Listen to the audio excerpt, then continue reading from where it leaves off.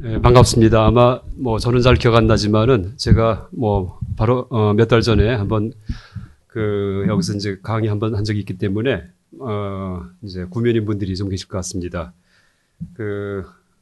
경주에서 3시, 제가 이제 동국대학교 경주 캠퍼스 불교학교 근무합니다. 경주에서 3시 KTX 타고 올라와서 저녁 식사하자마자 불이 나게 전철 타고 오니까 한 15분 전에 도착했습니다. 그래서 지금 강의하고 이따가 또 10시 40분 고속버스 타고 심야버스 타고 또 내려갑니다. 아침 강의가 있기 때문에. 그래서 제가 경주 간 지가 한 13년 이제 됐는데 근데 아마 학기 중에 이제 강의 도중에 주중에 올라와서 강의한 건 제가 평생 처음입니다.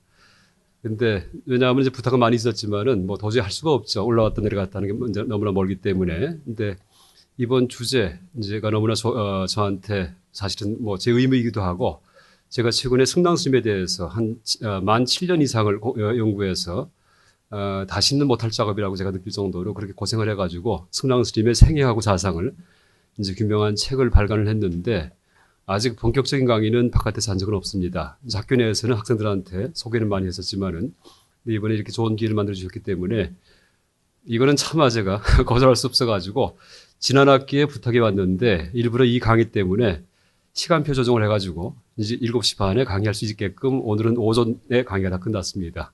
내일은 또 이제 강의해야 되고요. 어제도 강의가 오후까지 있었는데 일부러 이 강의 때문에 시간표도 좀 바꾸고 해서 이제 그렇게 왔습니다.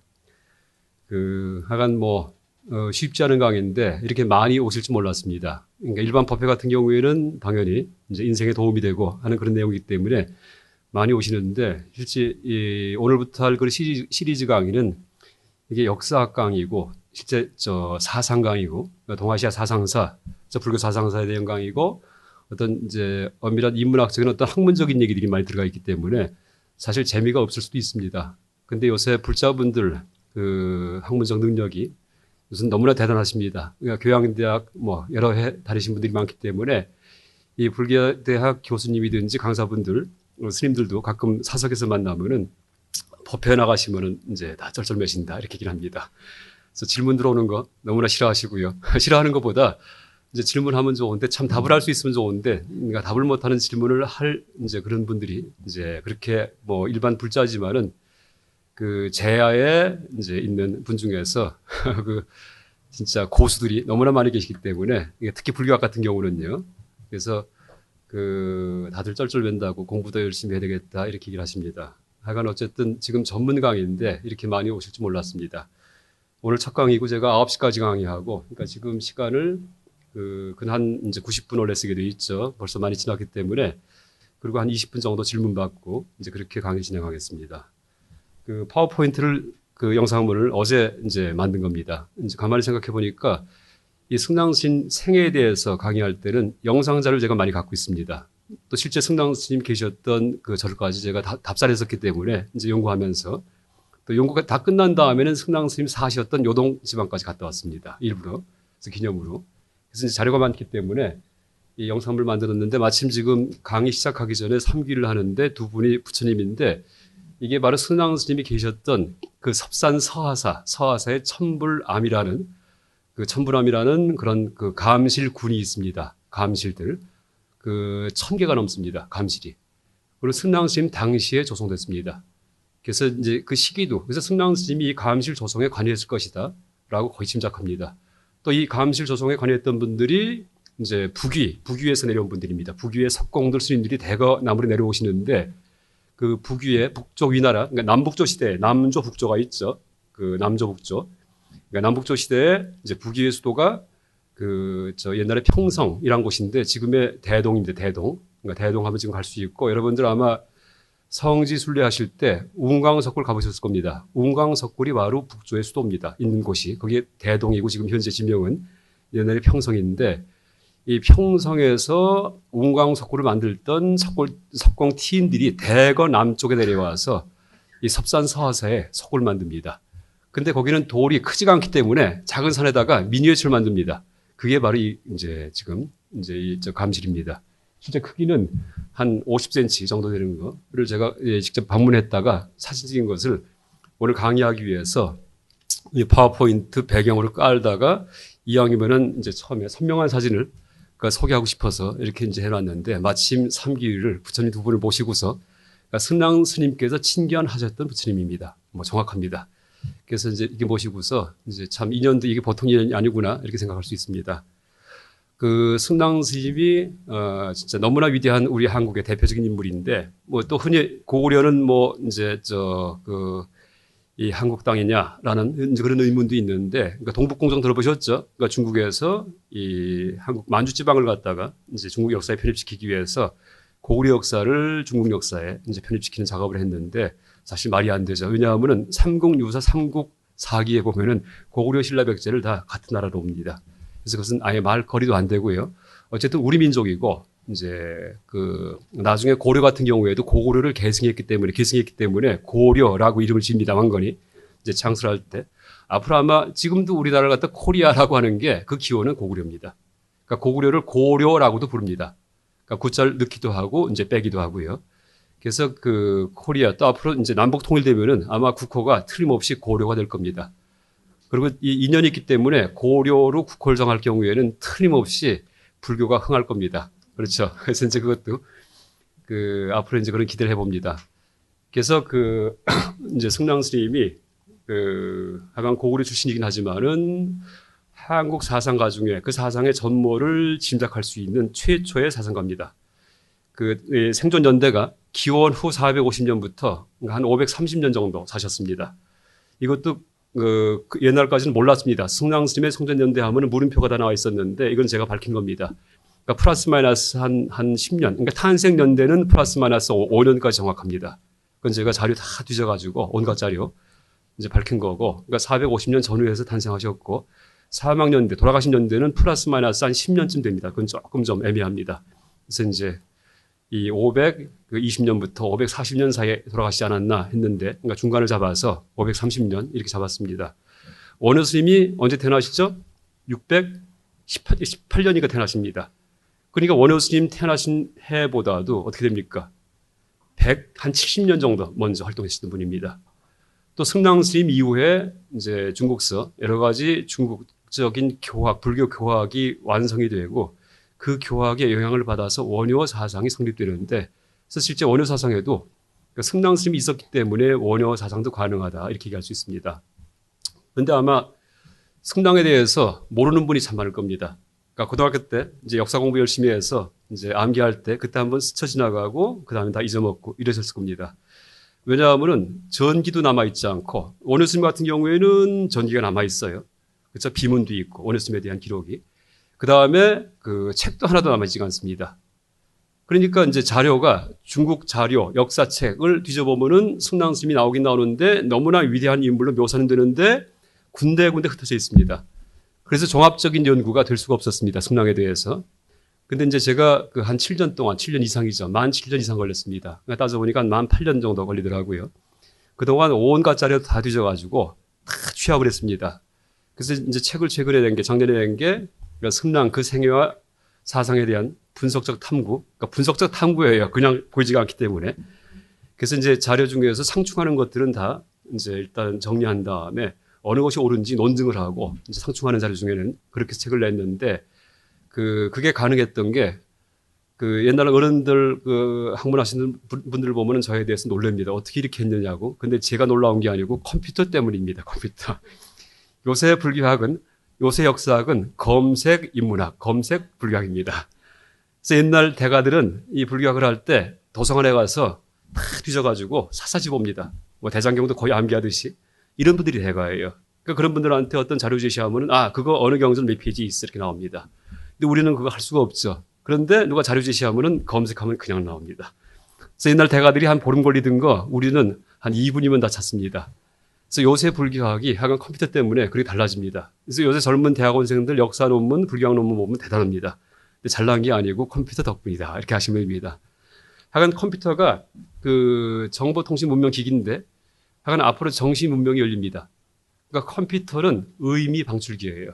그러니까 다른 기계 같은 경우에는 의미 방출이 아니에요. 그러니까 용도가 하나밖에 없습니다. 컵은 마시는 거, 망치는 못 박는 거 하나밖에 없는데 컴퓨터는 무한 의미를 방출합니다.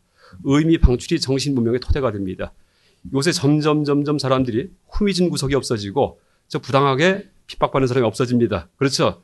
장애인이 없어집니다. 장애인 같은 경우 옛날 같으면 밖에 활보도 못했는데 지금은 방에서 컴퓨터 앞에 쓰면 자기 성취합니다. 덧글 잘 써가지고 1등에 뽑히기도 하고. 그렇죠. 아바타 이쁜 거, 잘생긴 거 하나 딱 쓰면은 다 오빠 부대가 만들어지고 누군지 모르지만은 무슨 얘기예요? 평등 세상이에요. 그러니까 타너 스님께서 얘기하신 내용입니다. 앞으로 화엄 세계가 열리고 누구나 평등해진 누구나 부처님이 된다 이렇게 얘기합니다. 하여간 어쨌든 불교학도 컴퓨터가 있기 때문에 너무나 지금 편안해졌는데 제가 이제 7년 동안 오래 작업을 했지만은 그래도 그나마 정리할 수 있었던 이유가 이 검색을 해서 중국 역사책, 비문, 온갖 대장경을 다 뒤져가지고 자료를 모아보니까 승랑 스님과 관계된 게 확실한 자료들, 확실한 거, 애매한 거 말고요. 그러니까 아주 고유명사가 붙어 있는 거, 승랑이 이렇게 얘기를 했다, 승랑이 어디 있었다, 이런 것만 모아보니까 60가지가 됩니다. 그걸 다 모아서 생애 정리하고 그다음 사상을 정리해서 이제 그 책을 냈는데 지금 드린 유인물은 엑기스입니다. 이제 그 책의 제목이 분석적 탐구이기 때문에 내용 보면은 재미없습니다. 다 분석만 하고 있으니까. 그래서 주무실 때 이렇게 있다가 한 3페이지 못 넘깁니다. 이렇게 이제 잠이 옵니다.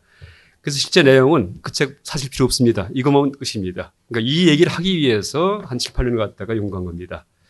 그래서 이제 이번 강의 첫 번에 이제 승랑 스님, 그러니까 원효 스님보다 한 170년 전에 탄생하신 이제 그 승랑 스님에 대한 강의를 기획하셨기 때문에 무슨 일이 있어도 이걸 한번 내가 얘기를 드리는 게 의무겠다 하는 생각에서 이렇게 올라왔습니다. 그 제목을 동아시아 불교의 초석을 다진 해동의 고승 이렇게 써놨는데 이제 우리가 우리 불교사에서 가장 위대한 분이 누구냐 할 경우에 원효 스님을 얘기합니다. 원효. 그러니까 으뜸원자에다가 새벽 효자를 쓰죠. 본명에. 그래서 한국 불교의 새벽을 여신 분이 원효 스님이다. 흔히 그렇게 얘기를 합니다. 근데 이제 동아시아 불교 이제 승랑 스님에 대해서는 어떻게 묘사하냐 하면은 한국 불교가 아니고 동아시아 불교의 새벽을 연 분이다 이렇게 얘기할 수 있습니다. 그러니까 그만큼 위대합니다. 그 영향이. 그래서 이제 거기 앞에 제가 그 한 5줄에 걸쳐 갖고 승랑 스님의 영향에 대해서 놨는데 한번 읽어보겠습니다. 승랑은 삼론학 전통 내에서도 신삼론 사상의 창시자로, 그러니까 새로운 삼론 사상의 창시자로 지극히 존숭되었을 뿐만 아니라 이 삼론학은 그 동아시아적인 중관학입니다. 그러니까 중관학이 뭐죠? 공의 논리학이에요. 공에 대해서 논리적으로 구명하는 이제 그런 학문이 중관학인데 색직시공할 때 공을 논증하는 게 중관학입니다. 중관학, 인도 중관학. 근데 그것이 중국에 들어와서 전통 형이상학인 현학과 만나서 현학, 노자, 장자, 주역 이쪽의 언어를 가지고 인도 중관학을 이제 재해석한 것이 바로 뭐냐면 삼론학입니다. 그러니까 간단히 얘기한다면은 근데 삼론학이 구마라습 스님, 또 승조 스님 이런 분들에 의해서 처음에 형성이 되는데 그것은 고삼론 이렇게 얘기를 하고요. 승랑 스님은 이제 그 이후에 한 100년 지난 다음에 그 삼론학을 새롭게 남조 불교계에서 부흥을 시킵니다.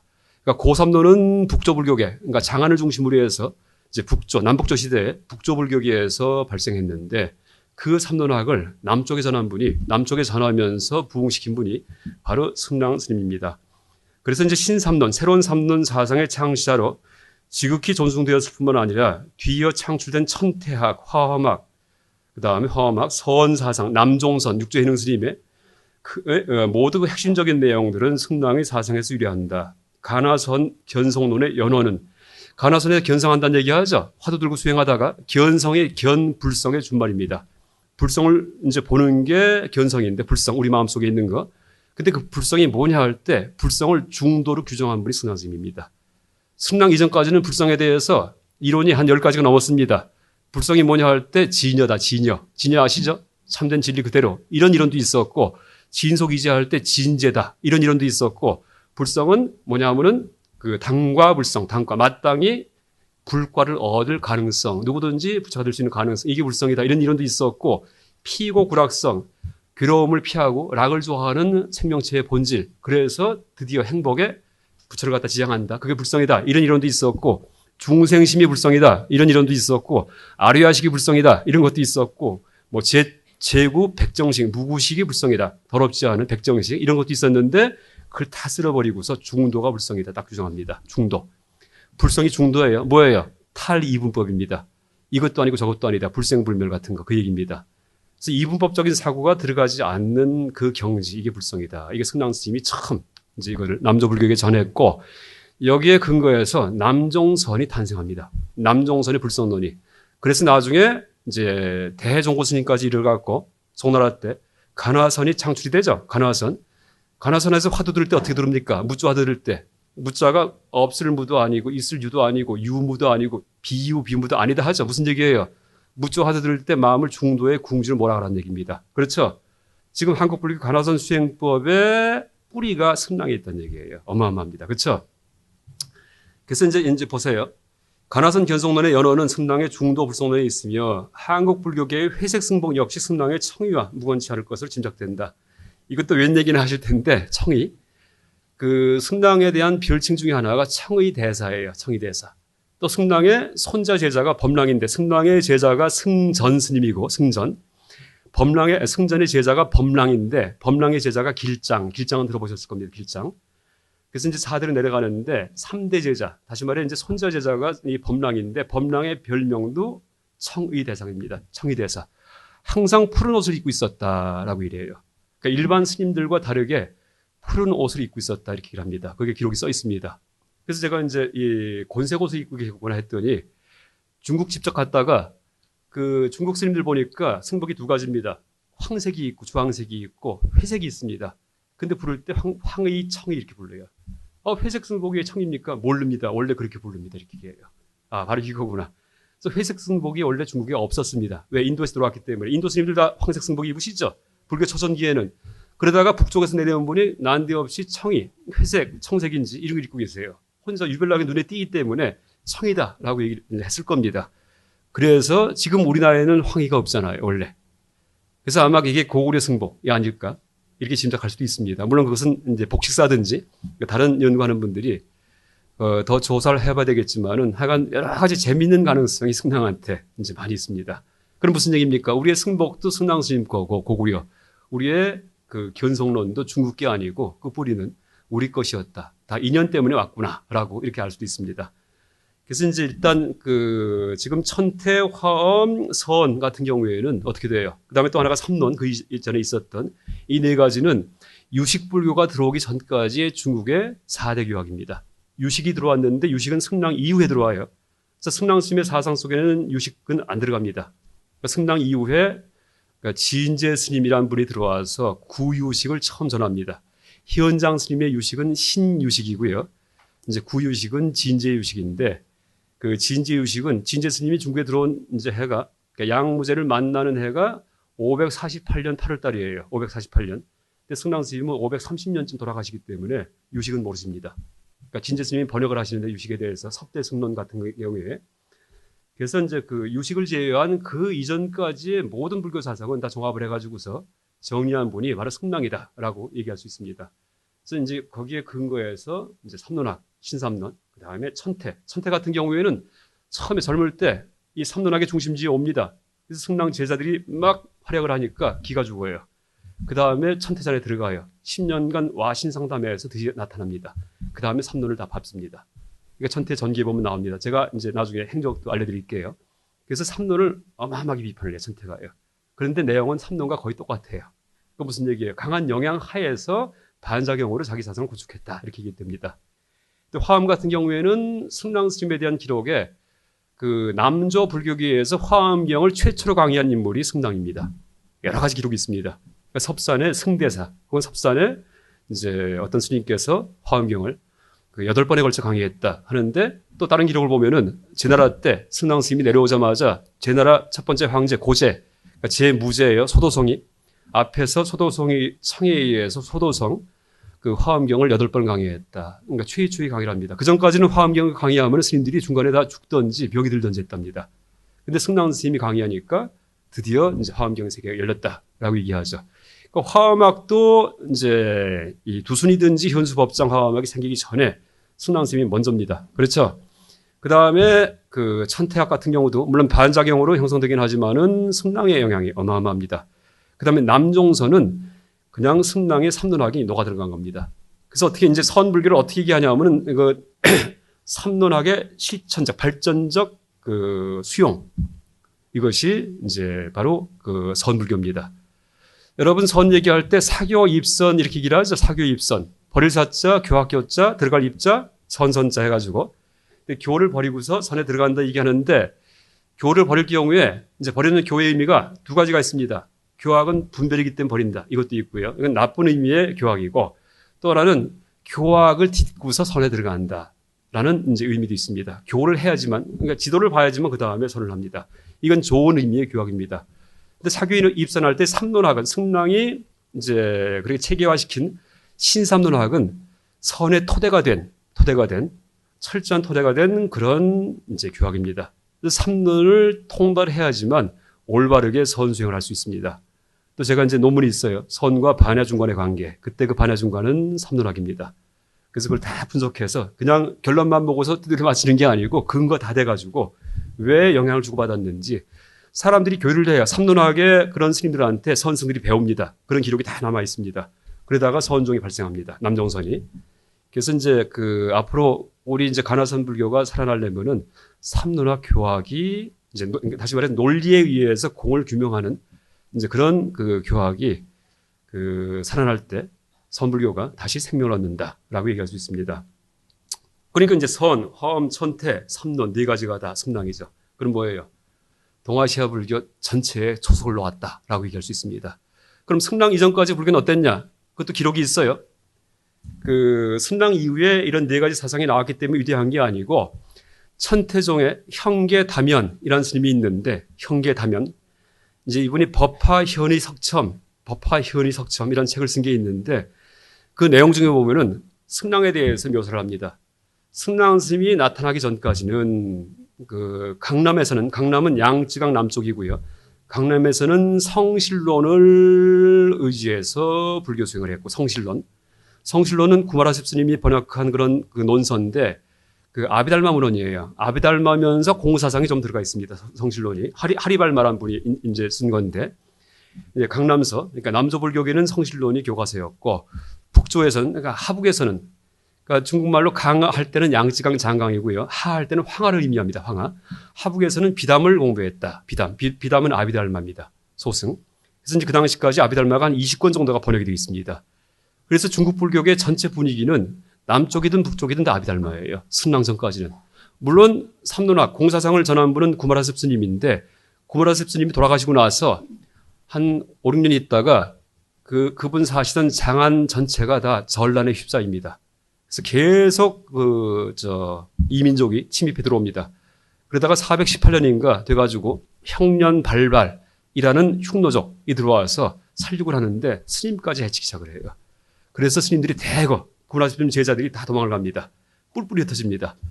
그래서 이제 승도 스님 같은 경우에 구마라셉의 제자인데 그러니까 이 승도 스님 같은 경우에는 그 황실의 그 이제 혈통들 자손들을 다 이끌고서 수백 명이 남쪽으로 내려오는데 어디에 머무냐 하면은 그 지금의 안휘성이 어디냐 하면은 강소성 옆입니다. 강소성. 그러니까 남쪽에 한참 내려옵니다.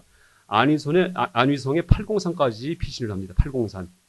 팔공산이 어떤 이제 우리 대구의 팔공산이 이름을 거기서 따온 겁니다. 그 팔공산에 누가 살았냐 하면은 다암제 스님이랑 살았는데 다암제가 차의 대가예요. 다도. 그래서 다암제를 그 다인의 시작이 담제입니다. 팔공산 다암제 도인 해가지고서 다도의 시작이다 이런 얘기를 하는데 어쨌든 그게 뭐 몇 날 며칠 걸쳐 갖고서는 피신을 합니다. 그래서 구마라셉 스님이 공사상을 그 중국에 전하긴 했지만은 돌아가시고 나서 얼마 있다가는 싹 다 흩어집니다. 그 다음에 아비달마 교학, 소승교학만 가지고서 공부를 하는 게 100년을 이제 끌었는데 승랑 스님이 양무제 때 가장 큰 영향을 끼치는 황제가 양무제입니다. 양무제 아시죠? 달마 스님 문답 나오죠? 그래서 뭐 공덕지였는데 얼마나 많은 거 없다 하는 거. 이제 그 양무제 때 이제 승랑 스님이 활약을 하시는데 양무제 때 하여간 섭산에서 이 강의를 하시다가 소문을 들은 양무제가 초빙을 하죠. 황실로. 거절을 합니다. 안 나옵니다. 그러니까 10명의 젊은 스님을 보내서 배우게 해요. 그래서 간접적으로 가르침을 받아요. 양무제가. 그 다음에 성실론을 중시했던 소승불교도였는데 대승으로 전향을 합니다. 그래서 양무제가 승랑 스님 영향 이후에 양무제의 사상을 제지의라고 부른다. 이렇게 합니다. 제지의. 제조하다. 그다음 맛지자 쓰고요. 뜻의자 씁니다. 제지의는 무슨 뜻이냐 하면 제지가 교지하고 같은 뜻이에요. 여러분 교지 아시죠? 교지. 왕의 명령, 황제의 명령. 황태자의 명령은 영지 이렇게 얘기해요. 명령할 때 영자 써가지고. 황제의 명령, 왕의 명령은 교지 이렇게 합니다. 제지하고 교지가 같은 뜻입니다. 그래서 황제가 명하신 이론 이런 뜻입니다. 이게 이제 양무제가 승랑의 영향을 받아서, 그러니까 승랑의 영향을 받은 게 512년인데 한 5년 있다가 517년쯤 돼가지고 양무제가 드디어 책을 씁니다. 뭐냐면 대품 반야경에 대해서, 반야경에 대한 주석을 남깁니다. 그러면서 이제 새로운 불교 사상을 피력을 하죠. 근데 그 목적이 뭐냐 하면은 남조 불교계의 스님들을 제압하는 겁니다. 그래서 본인이 승정이 돼요. 승정. 왜냐하면 황권을 높이기 위해서. 엄청난 책략가입니다. 물론 우리가 신앙적으로는 호보방이다, 보살항이다 알지만 물론 불교를 옹호했죠. 근데 이분이 아주 영민한 그런 정치가였기 때문에 이제 그렇게 승랑 스님은 은둔자이기 때문에 그분의 사상을 수용을 해가지고 이제 남쪽에는 없던 사상이죠. 자기의 사상으로 만들어가지고 다 제압을 합니다. 이제 양무제가 이제 그래서 승랑을 활용을 했다. 이렇게 얘기를 할 수 있고요. 그 다음에 양무제한테 저항한 또 스님이 있었는데 저항을. 양무제가 백의 승정, 흰 옷을 입은 승정이 되려고 하니까 스님 중에 개선사의 지장 스님이라고 있습니다. 양의 3대 법사 중에 하나입니다. 양나라 때. 이분이 저항을 해요. 죽이려면 죽여라 하면서. 그러니까 취소합니다. 번복합니다. 그러면서 지장은 참 대장부다. 이렇게 얘기를 해요. 딴 스님들은 다 졸장부다. 이렇게 얘기를 합니다. 그러면서 저항자는 포용을 한 다음에 남을 다 제압하는데 이용을 해버리고 은둔자는 사상을 또 뺏어갖고 이용을 합니다. 엄청난 책략가죠. 흔히 양무제가 그 불교 믿다가는 망했다 하는데 아니에요. 남조 불교계는 황권이 약해요. 남조 불교계는. 귀족권하고 귀족들하고 승권이 강한 곳이 남조입니다. 북조는 황권이 강해요. 그래서 북조는 부귀가 한 150년 갑니다. 부귀가. 운광석굴 보면은 다 황제의 모습으로 석굴을 만들었다는 얘기하죠. 열애직 황제 사상입니다. 그 황제는 보통 사람이 아니다. 부처님쯤 되니까는 내 생에 황제로 나타나신다. 이게 북조예요. 근데 남조는 그게 아니에요. 스님이 더 위에 있다. 그걸 누가 책을 씁니까? 여산 해원 스님이 삼은 불경 왕자론 이런 책을 씁니다. 스님은 왕자, 왕들 황제를 존경할 필요 없다. 이런 책입니다. 뭐예요? 옛날 인도 방식의 계급제도예요. 브라만, 그 다음에 왕족, 그 다음에 뭐예요? 상인들, 노예가 있었죠. 그게 불교 전통이죠. 그러니까 스님들은 왕한테, 정치가한테 머리 안 굽힌다. 이게 남조입니다. 그러니까 황제들이 쩔쩔매요. 그 다음에 또 귀족들이 강해요. 귀족들이요. 그러다 보니까 남북조 시대의 남조의 정권은 단명합니다. 그러니까 제 나라가 479년도에 건국하는데 제 나라가 그러니까 송제 양진 이렇게 나가요. 송나라, 제나라, 양나라, 진나라. 제 나라가 479년도에 건국되는데 502년에 망해요. 502년에 양무제한테 몇 년 갔죠? 23년 갑니다. 그다음 양무제 양나라가 502년 건국했는데 양무제는 549년에 돌아가세요. 47년 일단 통치를 해 혼자. 그다음에 막 전란에 휩싸이다가 망하는 것은 556년이 이제 갑니다. 50년 넘었죠. 그 다음에 진나라가 그때 건국됐다가 580년대 중반에 망합니다. 한 30년 갑니다. 무슨 얘기예요? 수나라가 그 다음에 남북을 통일하는데 그것도 한 30년 못 갑니다. 무슨 얘기예요? 한 30년 내의 정권 중에서 가장 장수한 게 양무제예요. 그렇죠? 왜? 불교 신자였기 때문입니다. 우리 거꾸로 봐야 돼요. 왜? 불교를 본인 통달했기 때문에 승권을 제압했다는 얘기예요. 그래서 정권이 오래 갑니다. 귀족권도 제압을 하고. 그러니까 사상적으로 무력으로 다 제압하니까는 오래 가죠. 그래서 이제 우리가 속지 말아야지 돼요. 그 조선왕조실록에도 그런 말이 나와요. 양무제가 불교 믿어서 망했기 때문에 유교로 바꿔라 이런 얘기 나옵니다. 그 다음에 명나라 세웠던 주원장이도 그런 얘기를 해요. 불교 영함이 없다. 자기가 스님 해봤는데 그래서 유교로 바꿔라. 조선 이성계한테 명을 내립니다. 그렇게. 근데 이제 중국 역사책에도 그렇게 나오는데 실제 객관적으로 보면은 양무제 때가 제일 불교 오래 갑니다. 저 정권이. 불교 때문이에요. 불교. 알았기 때문에. 다 다시 봐야 됩니다. 어쨌든 양무제한테 가장 큰 영향을 미친 분이고 승랑 스님이 이제 역사 이제 속에서 지금 얘기했듯이 이 중국 불교 4대 사상, 그러니까 유식학이 들어오기 전까지의 4대 사상의 토대가 됐고 현재 한국에 남아 있는 한국까지 전승되는 서불교의 불성론, 불성이 뭐냐 할 때 이것을 중도불성으로 이제 확립한 분이 바로 승랑 스님이다라고 얘기할 수 있습니다. 일단 이 정도 소개하고요. 이제 그 다음부터 차근차근히 행적하고 사상에 대해서 이제 얘기를 드리겠습니다. 섭산서화사 이제 가암실입니다. 가암실. 부처님 모신 이제 그런 그 석굴인데, 약간 아까 얘기드렸듯이 운광석굴의 미니에처예요. 미니에처. 그러니까 조그만 돌선이기 때문에 크게 못 만드니까 작게 만듭니다. 그러니까 조성연대가 489년부터 511년까지인데 승랑 스님이 남쪽에 내려온 그 해가 479년도입니다. 479년도. 그 다음에 양무제한테 이제 양무제가 보낸 그 10명의 스님들한테 가르침을 줘가지고 영향을 끼친 해가 512년이에요. 그때 양무제가 승랑 스님을 원래 이 섭산의 직원사란 지관사, 섭산 서하사 말고 지관사는 지금도 남아있지 않은데 지금은 섭산 속에 있습니다. 산중이라고 얘기를 합니다. 서하사는 산 앞에 있고 지금도 남아있습니다. 지금도. 이게 이따 서하사 보여드릴게요. 그런데 원래는 산중 지관사에 계셨는데 양무제가 이제 가르침을 간접적으로 배운 다음에 서하사로 큰 절로 모십니다. 그래서 512년부터 서하사에 주석하시다가 돌아가십니다. 그래서 이제 거기에 그 있던 이제 천부람이고 약간 배경을 이 천부람 불감으로 제가 깔았습니다. 파워포인트인데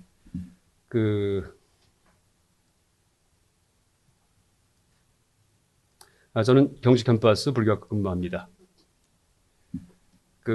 이제 여기 써 있듯이 이제 지금까지 얘기했던 그러니까 네 가지 사상을 붉은 글씨로 표현했습니다. 그러니까 신삼론 뭐 사상은 당연히 이제 승랑점이 중심이 되었고, 그다음에 천태, 화엄, 선 이 전체가 다 승랑의 사상의 근거에서 발생한다라고 얘기할 수 있습니다. 그리고 이제 제가 승랑 책을 썼는데 한 7, 8년 동안 연구해서 너무나 새로운 얘기를 하니까 아직도 별로 이렇게 이제 이게 퍼져 있지가 않습니다. 왜냐하면 지금 원효 스님 사상도 정리가 안 돼 있어요. 근데 승랑 스님 사상은 7, 8년 해가지고서 답까지 다 했습니다. 여러분 그 뒤에 표에 보시면은 사상이라고 해서 이렇게 표로 만든 게 있습니다. 이걸 제가 꾸민 게 아니고 다 자료 돼가지고서 근거 다 되면서 그리고 넷으로 만든 겁니다. 그러니까 네 가지 이 표 있죠? 네모나게 상직의 실상론, 방편적 교화론, 이원적 범주론, 무득의 오도론. 이게 승랑의 4대 사상입니다. 일단 승랑의 호칭에 대해서 이제 먼저 말씀드릴 텐데 호칭을 문제시하는 논문이 많이 있습니다. 뭐냐면 도랑이라는 호칭이 있어요. 도랑. 예, 승랑을 도랑 이렇게 부릅니다. 일본 불교에 의해서. 그러니까 도랑인지 승랑인지 헷갈립니다. 그러니까 처음엔 승랑이었는데 나중에 정인보 씨 같은 경우에는 도랑이 맞을 것이다. 정인보 씨 그렇게 길래요. 그랬더니 또 나중에 어떤 학자는 승랑이 맞을 것이다. 이렇게 얘기해요. 최근에는 또 독일의 플라센이라고 이 승랑 연구한 분이 계신데 독일 학자인데 정인보 씨 말대로 도랑이 맞을 것이다. 또 이렇게 얘기해요. 김영태 교수님은 또 승랑이 맞을 것이다. 이렇게 합니다. 그러니까 제가 이제 승랑 연구할 때 이거부터 규명을 해야 되겠어요.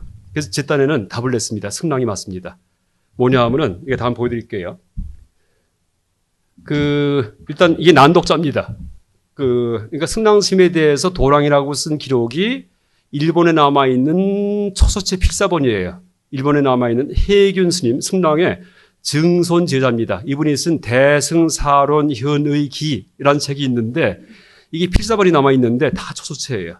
이걸 정서로 이제 해서로 복원을 하면서 그 앞에다 써놨습니다. 뭐라 써놨냐 하면은 너무나 읽기 힘들어갖고 오자가 많을 것이다. 이렇게 써놨습니다. 그래서 현대 학자들이 그 해설을 해놓은 것도 또 복원할래도 못하는 게 있습니다. 그래서 지금 대승사론 현의기 복원한 그 내용 중에는 이런 식으로 복원 못한 거는 그냥 원래 글자를 그냥 써놨어요. 저 위 글자가 승랑인가 도랑인가 이게 문제가 됩니다. 무슨 글자일까요? 이게 대랑이에요, 대랑. 그래서 이제 제가 규명한 건데 이게 대자의 초서체입니다. 근데 끝이 꼬부라져야 돼요. 도자의 초서체는 2번 꼬부라져야 돼요. 그래서 이거를 일본 불교계에서 도를 읽어버려갖고 도랑이란 말이 생깁니다. 그런데 이것은 도랑이 아니고 대랑입니다. 왜? 대랑이란 말은 많이 써요. 그러니까 승랑 스님에 대해서 위대한 승랑이라는 의미에서 다른 문헌에서 대랑 부릅니다, 원래. 근데 대승사론 현의기에 대랑자, 대자를 갖다가 이렇게 휘갈겼으니까는 도랑으로 오사를 해가지고, 오독을 해가지고, 그다음부터 도랑이라는 말이 창출됩니다. 그래서 승랑의 원래 이름은 이제 바로 승랑입니다. 도랑이 아니고. 그래서 이제 제가 여기다가 약간 승랑 스님에 대한 가장 오래된 기록이 위에 써 있듯이 양고승전하고 양고승전이 522년쯤 저술됐는데 승랑 스님 생돈 당시에 쓴 겁니다. 여긴 도랑이란 말 안 나옵니다. 잠깐 다른 분 전기 뒤 마무리에 가서 삼론학과 화엄에 능통했다. 그러니까 길을 잘 지키고 이런 말이 써 있습니다. 그 다음에 서하사 비명이라고 해서 진나라 때 승랑 스님이 돌아가시고 나서 한 50년 정도 된 타이밍에 만들어진 비문이 있는데 그건 지금 없어졌지만은 탁본이 남아가지고서 전해집니다. 거기에도 승랑 이렇게 써 있어요. 도랑이란 말 안 나옵니다. 가장 오래된 기록이. 그래서 이제 일단 승랑이고 또 하나 길장이나 해균 모두 저술해서 그 선대의 스승이 누구냐 하면 길장 해균이 승랑의 증손 제자예요. 그 바로 위의 스승은 범랑, 그 위의 스승은 승전, 그 위의 스승은 승랑인데 세 분 다에 대해서 절대 직접 이름을 얘기 안 합니다. 우리도 지금 불광사 주지스님께서 아직 본명 얘기 안 하죠. 그게 예우예요. 그렇죠? 그거 똑같아요. 검색 기능 갖고 다 뒤져보니까 단 한 곳도 이름을 얘기하는 게 없어요. 그러니까 만약에 도랑이 이름이라고 하더라도 도랑이란 말을 쓸 리가 없고 승랑이 이름이라고 하더라도 승랑의 말을 쓸 리가 없죠. 그러니까 서하사 섭산대사 아니면 서하사 랑공 이렇게 씁니다. 대랑 이렇게 씁니다. 그래서 승랑이라고 쓰지 않고 대랑 이렇게 써요. 대랑. 위대한 랑스님께서는. 세 번째 증거가 지금 제가 초소체 보여드렸듯이 난독자가 대자 비슷하죠. 그렇죠. 그 다음에 삼도랑 문헌에서 대랑을 이라고 승랑을 바꿔 쓴 표기가 많다. 그 다음에 그렇기 때문에 이 대승사련의 현이 해도 됩니다. 이 대자가 애매하게 쓰여져 있었고 아까 이제 보여드렸죠. 대자. 그 위에 누군가가 이를 갖다가 도르다가 막 정서하면서 착각이 생겼다. 언제 한 1400년 전부터 이렇게 얘기할 수 있습니다. 그러니까 제 딴에는 이제 답을 냈구나 하고서 이거 밝히는데 몇 년 걸렸습니다. 이거 뒤지고 더 뒤지고. 물론 일본 학자가 이런 말은 했어요. 뭐라고 얘기했냐면은 원래는 승랑인데 초소체 승랑을 도랑으로 오사했을 것이다. 이렇게 얘기한 적은 있는데 보면은 이제 보세요. 승자의 초소체는 아무리 봐도 이거랑은 다 같은 게 없죠. 그러니까 승랑을 오사했다 하면 말이 이상해요. 너무나 다르기 때문에. 근데 대랑을 오사했다. 이건 말이 돼요. 그렇죠? 그래서 이제 그거 한 글자 고친 겁니다. 이게 인문학적 불교학이고 이게 이제 과학적인 학문입니다. 그래서 제가 승랑 스님은 도랑이 아니고 승랑이다. 이렇게 할 수 있습니다. 그래서 별칭은 이제 경에 보면은, 문헌들에 보면은 이제 섭산대사, 섭령대사, 대랑법사, 랑대사, 그 다음에 도랑, 일본 자료에는 도랑 이렇게 나오는데 이것은 그 오사로 인한 오독이다라고 얘기할 수 있습니다. 그 다음에 이제 승랑 스님의 생애인데 지금 이 자료에 이제 보시듯이 450년쯤 고구려 의동성에서 탄생합니다. 이것도 제가 다 논증을 했는데 이 스승을하고 이분이 모셨던 스승은 아니지만은 이제 그런 그 어른이 있는데 이분이 437년생이에요. 그럼 이분보다 나이가 오래되겠죠. 그 다음에 고구려에서 그 출가해서 구속을 받았다 되어 있습니다. 그 다음에 고구려 떠난 해가 476년 이제 이후에 떠났어야지 돼요. 이후에. 왜냐하면 양무제 만날 때가 고구려 떠난 지 36년째 될 무렵 이렇게 써 있습니다. 512에서 36 빼버리면 476이에요. 그럼 구속회 받은 다음에 구속회 받은 다음이 476년이기 때문에 20살 넘었기 때문에 어떻게 돼요?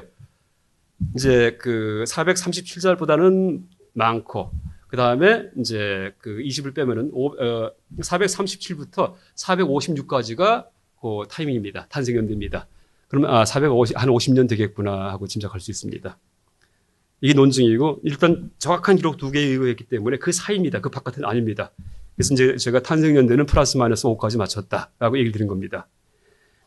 그 다음에 이제 요동에서 출가해서 온갖 불서를 미리 학습했다. 중국서 배운 분이 아니고 그러니까 한국 스님 중에 원칙 스님 같은 경우에는 어릴 때부터 중국서 배우세요. 그래서 원칙 사상이 한국 사상인가? 이건 좀 애매해요.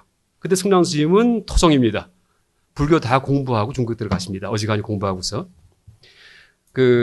또 하나 얘기한다면은, 그러니까 운강석굴이 있는데, 이제 평성에 가신 것 같은 느낌이 드는데, 운강석굴에 고구려 사람이 많이 갔을 것 같아요. 왜냐하면 고구려가 석축 문화가 발달합니다. 돌 다루는 기술자, 고구려 유적지 가보시면 알지만은 다 돌산이에요. 왜? 평지기 때문에 그 요새를 만들기 위해서, 성을 만들기 위해서 돌을 다룹니다. 고구려는 다 돌의 문화예요. 그럼 돌 다루는 기술자가 고구려에 있기 때문에 석굴 만들 때 누굴 부르겠어요? 위나라에서. 고구려 사람 들어갈 거 아니에요. 그래서 이제 그런 영향도, 이건 이제 다 짐작입니다. 그래서 이제 어쨌든 476년 이후에 그 요동을 떠나서 그러니까 중국에 들어가시는데 그 기록에 보면은 돈황에 담경법사라는 분한테 삼론을 배웠다라는 기록이 있습니다. 근데 담경법사라는 분이 애매한 사람이에요. 거기에 하나밖에 안 나옵니다. 전혀 이름이 안 나와요. 누군지 몰라요. 근데 또 이제 어떤 말이 있냐면은 승랑 스님의 사상 중에 아까 얘기했던 중도 불성론, 그 가나선 할 때, 견성할 때, 견불성할 때 불성이 중도라는 얘기 드렸죠. 그러니까 불성이 중도라고 규정한 사람이 승랑 스님 이전에 하서에 도랑 스님이 있었어요. 이름이 또 똑같아요. 도랑이라고. 그건 또 승랑 스님보다 한참 전 사람입니다. 근데 하서 도랑의 중도 불성론을 습득을 해가지고서 남조에 전하는데 그걸 보다 더 체계합니다. 승랑 스님께서. 근데 하서 지역이 바로 도낭 지역이에요. 그건 뭐예요? 그러니까 두 가지가 겹치죠. 스승이 도낭의 담경법사다. 그다음에 하서 도랑의 중도 불성론을 습득을 했다. 그러면 갔다 왔겠구나. 갔다 오셨겠구나. 라고 짐작할 수 있습니다. 그다음에 도낭과 장안 그리고 북위의 수도인 평성 등을 방문하면서 불전을 학습하십니다. 그래서 이제 승남 스님 탄생지가 바로 요동성이다. 요동성. 이때가 이제 그 승랑스님 당시의 지도입니다. 당시에. 이게 고구려고요, 고구려. 그다음에 이제 백제 신라가 있고, 여기가 다 위나라입니다. 위나라인데, 요동이 바로 여기입니다. 요동성 보이시죠? 이제 여기서 요동성에서 온 승랑스님이라는 기록이 있습니다. 요동성에서. 그리고 제가 책 다 쓰고 나서 갔다 왔다는 대련, 산동반도. 비행기가 여기에 내립니다. 대련에, 딸엔. 대련에 여순 감옥이 있어요. 여순. 이 근처에. 그 안중근 의사가 갇혔던 데가 바로 이 근처입니다. 이 근처. 그래서 이제 승랑스님이 이 지역에서 탄생하셔가지고, 그 다음에 저기 나중에 도남까지 가셨다가, 그 다음에 장안, 그 다음에 운광석굴이 있는 평성, 대동 들리셨다가, 그 다음에 나중에 남쪽으로 내려오십니다. 그래서 이제 고구려에서 요동에 탄생하시는데, 그럼 도남을 어떻게 가셨을까 짐작할 때, 스템노를 따라가지 않았을까, 스템노? 이렇게 짐작합니다. 왜냐하면은, 지금 고구려 고분들 여러분 보시면은, 고분벽화 보면은, 도남벽화하고 거의 일치한다는 얘기를 합니다. 그래서 도남과 고구려는 중국을 거치지 않고서 직접 교류했다. 이렇게 얘기를 합니다. 이 고구려 역사책에서. 이렇게 얘기를 합니다. 그럼 굳이 요동을 갈 때, 도남을 갈 때, 왜 중국을 거치시겠어요? 그래서 처음에는 그냥 직접 스템노를 통해서 가셔서 공부를 하시고, 담경법사한테 배우고, 근데 이제 이것도 제 짐작인데, 왜 그럼 여기까지 가셨을까? 구마라습 스님이 여기에 오래 계셨습니다. 구마라습 스님이 원래 인도 북쪽의 구사국 출신인데, 이제 전진의 왕 부견, 그러니까 소수림 왕 때 그 불교를 전하신 전진의 왕 부견이 있죠. 역사책에 배우셨죠. 372년도에. 이분이 처음에 구마라습 스님을 모셔옵니다. 근데 중간에 부견이 죽어요. 그죠? 그래서 이제 나중에 오다가 말고서 모시러 갔던 장군이 중간에 그냥 나라를 만들어 버립니다. 그래서 여기서 머뭅니다. 그냥 양주라는 곳에서. 그래서 머물러서 18년간을 계세요. 구마라습 스님이 중국에서. 그때 중국을 통달하는 거예요. 그래서 구마라습 스님의 번역이 대단한 겁니다. 18년간 말을 익히 보세요. 그러면은 뭐 자기 나라 말 하듯이 할 거 아니에요. 그래서 이제 세계 최고의 번역가가 구마라습이에요. 현장 스님보다 너무나 문장이 깔끔합니다. 그 이유가 한 18년간 머물렀기 때문에. 그래서 이제 제 짐작인데 아마 구마라습 스님 사시던 거 너무나 흠모했기 때문에 찾아갔다가 도낭에서 이제 이 근처에서 당경법사 만나서 공부하고, 그 다음에 하서도랑의 중도불성론 공부하고, 그 다음에 장안 이제 이 중심지기 때문에 여기에서 승조 스님의 사상을 습득하고, 이제 고삼론, 그 다음에 남쪽으로 이제 내려와서 대동 근처에 석궁들 내려올 때 내려와서 금릉이 지금의 남경입니다. 남경이 있고 북경이 있죠. 남경. 그러니까 명태조, 명건국할 때까지의 수도가 남경이에요. 그다음 이제 명태조가 처음으로 북쪽으로 수도를 옮깁니다. 그래서 이제 그게 북경인데 원래 이름은 연나라의 수도죠. 연나라. 하버드에 옌칭 도서관 있다는 얘기 들으셨어요? 옌칭이 연경의 중국 발음입니다. 그래서 북경 도서관이에요. 근데 이제 북경이란 말이 붙기 전에, 그러니까 연경 도서관이었는데 그렇게 말이 바뀌었죠. 어쨌든 그 주원장이가 이제 이 명나라 건국할 때 금릉을 수도로 잡았다가 금릉이라고 하기도 하고 건강이라고 하기도 하고 건업이라고 하기도 하고 지금은 남경, 난징 이렇게 부릅니다. 이름이 여러 가지예요. 그래서 이제 금릉의 근처에 와서 섭산에서 이제 은둔하시면서 그렇게 가르침을 핍니다. 그래서 지금 이제 하서 지역의 사군이라고 해서 제가 이제 하서 도랑 스님한테 중도불성론을 배웠다 얘기 드렸죠. 그분의 사상을 수용했다. 배운 것보다도 탄생년도가 다르기 때문에. 근데 하서 사군이 도낭, 주천, 장행, 무의 여기를 하서 사군 이렇게 얘기합니다. 그래서 나안주로 가는 이제 그런 이제 험한 교통로가 하서 사군인데 이게 도낭이 바로 하서 지역에 들어가는 지역이에요. 그러니까 도낭의 담경공법사한테 배웠던 기록이 있고 하서에 있던 도량의 중도불성론을 습득했다는 얘기가 있으니까 이건 틀림없이 여기 갔다 오셨구나라고 짐작할 수 있습니다. 하여간 승랑스님에 대한 기록이 너무나 적지만은 이렇게 추정하는 겁니다. 물론 새로운 자료가 발견되면 뒤집어질 수도 있어요. 근데 있는 자료 한도 내에서는 이렇게 추정합니다. 그래서 이제 내려오신 해도 479년, 뭐 거의 정확하게 이것도 꼽을 수 있습니다. 이때가 송말 제시예요. 송나라가 망하고 제나라가 시작할 때 이게 479년입니다. 그 다음에 법도가 아까 얘기드렸던 승랑의 스승이라고 고승전에 보면은 법도 스님의 기록이 있는데 이분 전기에 양나라 고승전 전기에 마지막 말미에 한 석줄 정도가 승랑 스님에 대한 소개가 나옵니다. 이 제자 중에 승랑이 있는데 화엄과 삼론에 능했다 이렇게 합니다. 화엄과 삼론에. 그 다음에 이제 금릉 남경 북동쪽에 종산 초당사에 머물면서 제나라의 관리 이 주홍에게 가르침을 주어서 삼종론 이라는 책을 짓게 합니다. 그러니까 주홍이 일반 관리인데 이제 이 사람을 가르쳐 가지고서 삼종론을 지었다는 기록이 있습니다. 삼종론의 원래 제목은 삼종이재론 이렇게 얘기를 합니다. 진속 이재에 대한 세 가지 이론을 정리해 놓은 겁니다. 근데 이제 그 저술을 할 때 영향을 준 분이 승랑이었다라고 얘기를 하면서 하기 때문에 이 삼종론의 또 내용도 여기저기에 흩어져 소개가 되어 있습니다. 그래서 승랑의 사상을 우리가 이렇게 이제 추출을 할 때 이 삼종론의 근거에서 추출하기도 합니다. 승랑 스님 당시에 이제 그런 만들어진 지도입니다.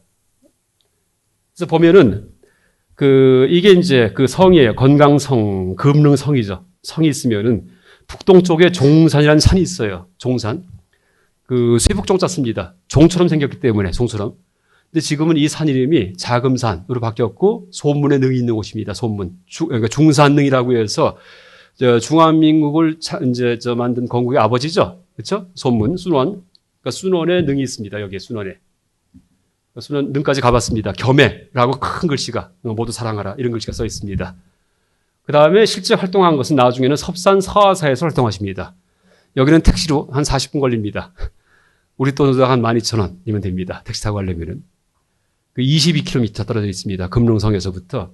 이제 이게 성이고, 승랑 스님은 이 성에는 안 들어오시고, 종산 기슭의 초당사에 계셨고, 초당사 처음에는, 나중에는 섭산에 가서 오래 머무십니다.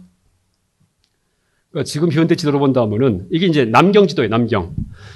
여러분, 정화 아세요? 정화? 명나라 때. 그러니까 중국의 콜럼버스라고 얘기하죠. 남경을 떠나가지고서 상해를 지나쳐가지고서 나중에 아프리카까지 갔다 옵니다. 세계 최대의 무역상. 근데 이게 살육과 정복의 무역이 아니고 서로 호혜, 평등의 무역이에요. 그래서 콜럼버스는 살육자예요. 그래서 이제 콜럼버스보다 훨씬 이전에 세계 일주를 했던 이제 그런 무역상인데 중국 사람들이 그렇게 얘기하죠. 정화가 더 갔으면은 중국이 아메리카 대륙을 발견하고 할 텐데 이렇게 얘기를 하는데 아닙니다. 이제 그런 정목력이 있는 게 아니었기 때문에 이제 오히려 위대하다라고 얘기할 수 있고요. 그러니까 정화가 떠난 곳이 바로 여기입니다. 그러니까 정화 떠난 기념관도 있어요. 남경 가면은. 그런데 이제 이 남경 시내고요. 아까 얘기했던 금릉성이 바로 여기 있습니다.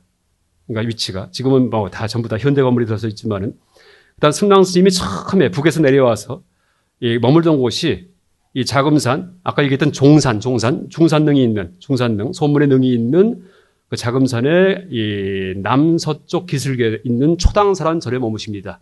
그 절을 지은 사람이 바로 주홍이에요. 아까 삼종론을 쓰게 했다 얘기했었죠. 그 관리가 휴일만 되면은 초당사에 가서 쉽니다. 항상 채식만 하고, 이렇게 이제, 불심이 돈독하고. 그래서 이 주홍이 승랑 스님의 단월, 시주자로서 이제 그렇게 도와드린 그런 관리였습니다. 그러다가 이제 나중에는 그 주홍이 죽은 다음에 어디까지 가냐 하면은 남쪽으로 내려갑니다. 남쪽에 어디까지 가냐 하면은 회계 산음현. 여기는 중국 지명 중에 절강성이에요. 절강성. 남쪽에는, 여기는 강서성입니다. 짱수성, 강서성이고, 남쪽에 절강성이 있는데, 저장성이 있는데, 거기에 회계현이라고 있는데, 회계현의 산음이라는 지역에 내려가십니다. 승랑 스님이. 산음이라는 지역에서 한 10년 이상을 갖다 머무시다가, 이제 나중에 법사들이, 그러니까 이 금릉에서 초빙을 하니까 다시 올라오시는데, 그때는 초당사에 머문 게 아니고, 섭산 서하사, 여기가 서하사가 있습니다. 여기 보시면은 아마 보일 거예요. 서하라고 보이죠? 서하. 여기가 이제 서하사가 있습니다. 산이 섭산이고, 지금도 중국에서 단풍이 가장 아름다운 곳이다. 이렇게 얘기를 합니다. 가을에 가시면은 혹시 성지순례 할 때 아주 좋을 겁니다. 그래서 이제 언제 여기 들어오시냐 하면은 494년부터 498년 사이에 다시 남쪽에서 여기 들어오셔가지고서 지관사에 오래 머무시다가 산중에 한 8년 지난 다음에 양무제한테 가르침을 주시고 그 다음에 섭산 서하사로 내려와서 큰 절에 머물다가 한 10여 년 이상을 한 20년 정도 사시다가 돌아가십니다. 다시 그랬습니다.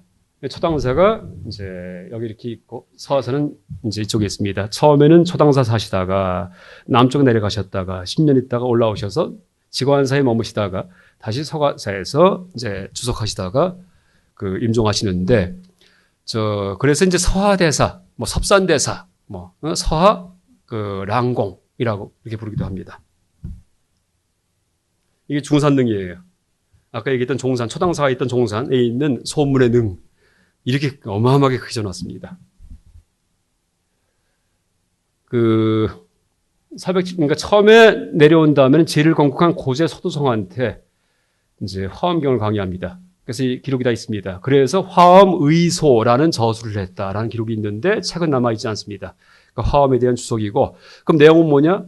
이걸 서도성이 물어보니까 화엄경의 취지가 뭐냐 하니까는 간단하다. 그러니까 무소득이다, 무소득. 어떤 것도 포착하지 않는 것, 이게 취지다라고 얘기를 합니다.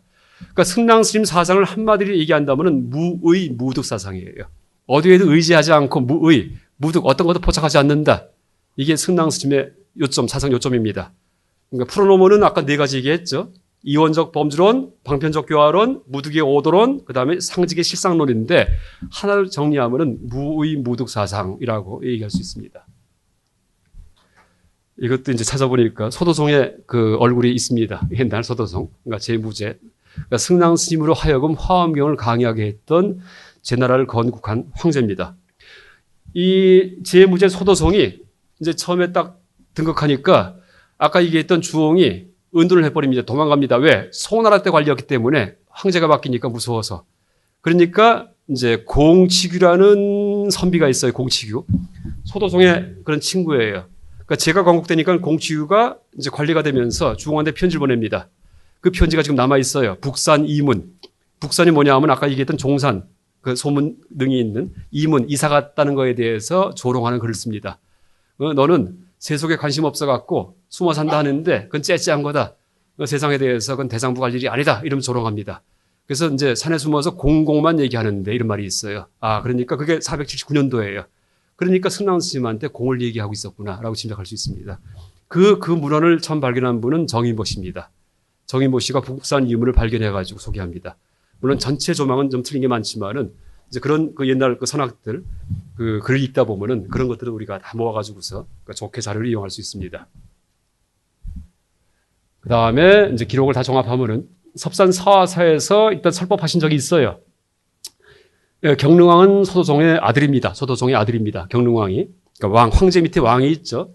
아주 불심돈독했던 왕인데 여기에서 강의한 기록이 있고 그랬다가 480년 이후에 주홍과 함께 그러니까 주홍이 드디어 이제 서도종한테 협력을 합니다. 정권 바뀌었지만은 그러다가 그 산음현의 영이 돼요. 도지사가 됩니다. 젊은 나이에.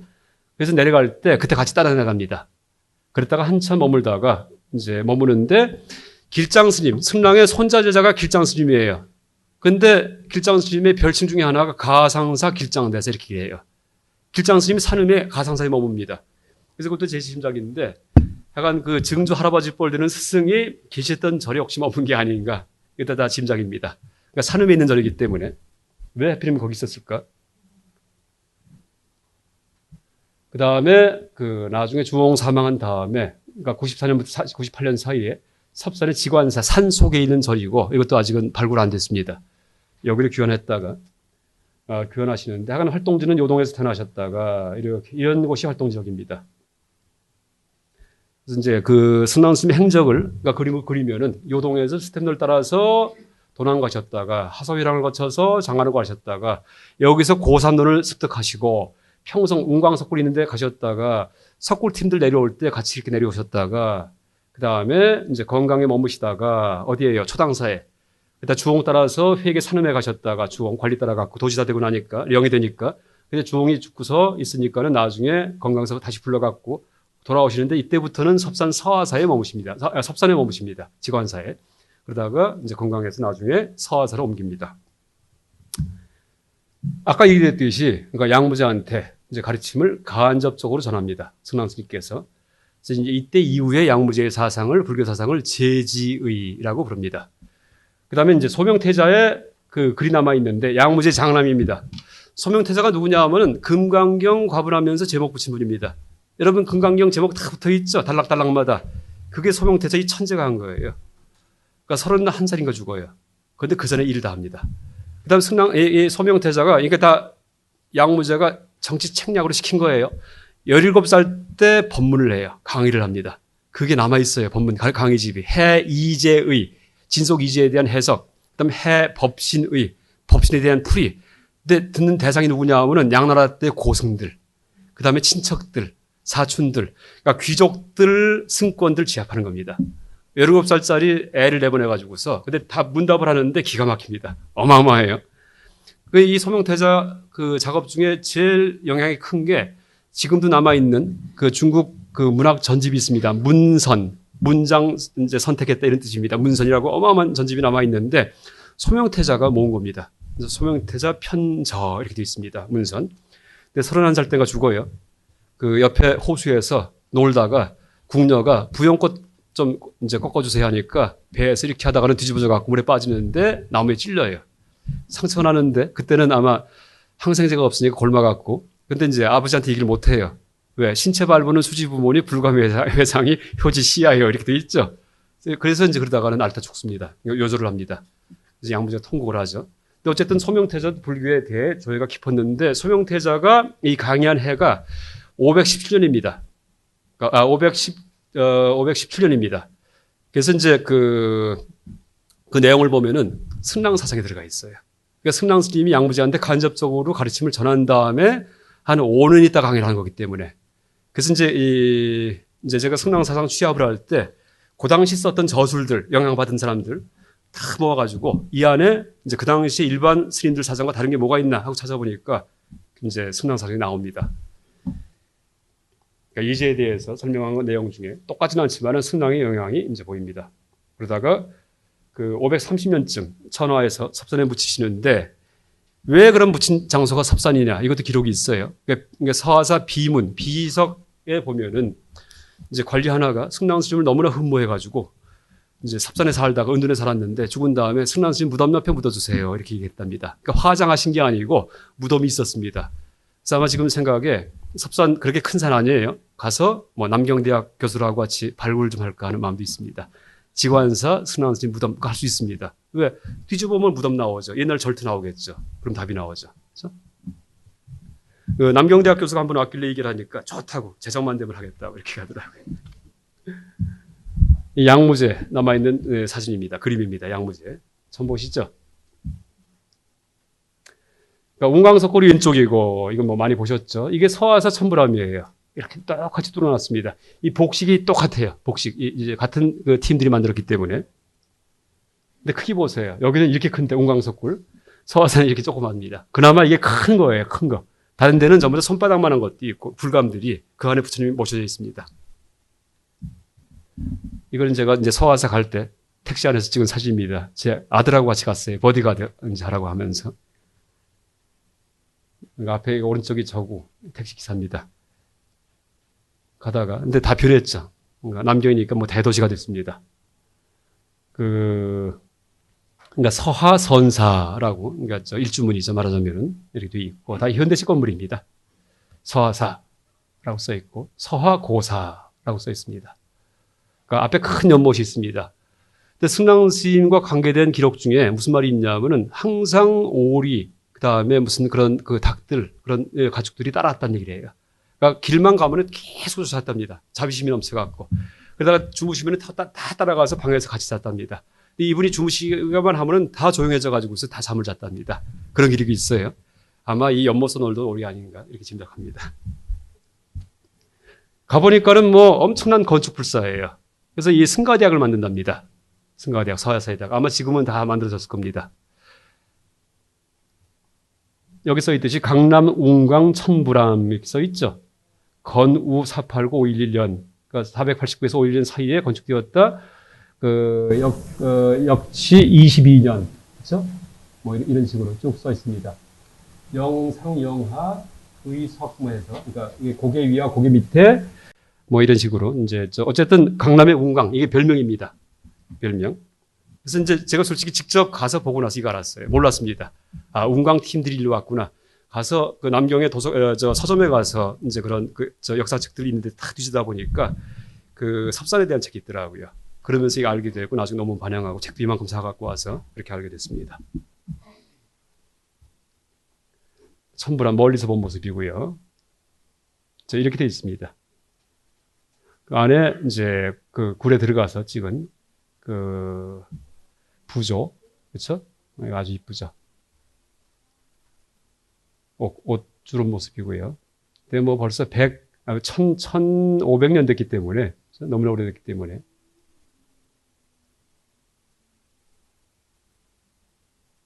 그 다음에 이제 그 산길 올라가는 길입니다. 올라가다가 뒤로 돌아서 쓴 겁니다. 돌아서 쓴 겁니다. 지관사타가 어디 있을까 하고 찾아보려고.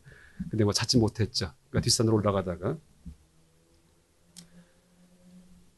승랑 스님 돌아가시고 나서 이제 승전 스님이 섭산 서화사에 머물다가 그 다음에 이제 그 나중에 이제 삼론학파가 생기는데, 승랑 스님이 은둔자였기 때문에 전기가 없습니다. 승전 스님도 은둔자예요. 혼자 수행하는 분이에요. 섭산 서화사가 섭산이 먼 곳에 있는 절입니다. 남경 시내에서. 근데 어떻게 해서 삼론학파가 생겼을까? 이게 역사적 격변과 관계가 됩니다. 뭐냐면은 그 후경의 난이에요. 후경의 난. 그러니까 후경이 누구냐 하면은 위나라의 장군입니다. 위나라. 북위. 제가 조금 이제 얘기를 한다면 후경이 동위의 장군이 있는데, 하남 지방 여기에서 이제 여기를 통치하던 왕이 고환이라는 사람이에요. 고환. 그 고환이라는 사람이 이 중국 역사책에 보면은 학문적으로도 아주 교양이 있었기 때문에 글 쓴 것들이 많습니다. 노장의 조예가 깊었습니다. 고환이. 근데 그 휘하의 장군이 후경인데, 고환이 죽고 나니까 아들이 여기 왕위를 물려받아요. 근데 젊은 사람이 왕이 되니까 자기가 제거될 게 두려워요. 제거될 것 같아요. 그래서 하남을 점령을 해가지고 13주를 양무제한테 바칩니다. 양나라에다가. 양무제가 딱 받아요. 이게 웬 떡이냐고 해서 이만큼이 양나라 땅이 됩니다. 그러면 위나라가 가만히 있겠어요? 전쟁을 벌입니다. 그래서 쳐들어옵니다. 그래서 양하고 싸우는데 양나라가 져요. 지고 나니까 후경이 딱 보니까 자기는 잡혀갖고서 나중에 이제 포로 오르다가 북위에 송환이 될 것 같아요. 그러면 사형되겠죠. 그러니까 이 후경이 이 수양이라는 곳에서 여기에서 반란을 일으킵니다. 반란. 그래서 양무제를 잡는 겁니다. 양무제 사망 원인이 후경이에요. 그래서 방에 가두고서 굶어 죽게 합니다. 그리고 양무제 마지막 말이 업보로다 업보 이렇게 일합니다. 왜? 자기가 건국할 때 어마어마하게 살려고 했기 때문에 그 업을 받는구나 하고 죽습니다. 굶어 죽어요. 양무제가. 549년도에 죽습니다. 548년도 8월 달에 후경이 안을 일으키는데, 그때가 또 진제 스님이 들어올 때예요. 진제. 그러니까 진제가 처음 양무제 만났다가, 왜 진제 스님이 들어오냐 하면은 열반경이 들어왔는데 주석이 없어요. 근데 열반경 중에서 승랑 승전 스님이 강의를 하다가 본유 금무계라는 개송에서 막혀요. 강의가 중단됩니다. 이제 그런 기록이 있어요. 그래서 그 열반경 주석을 찾아보기 위해서 사신을 보내갖고 분안국에서 남쪽에서 진제 삼장을 모셔옵니다.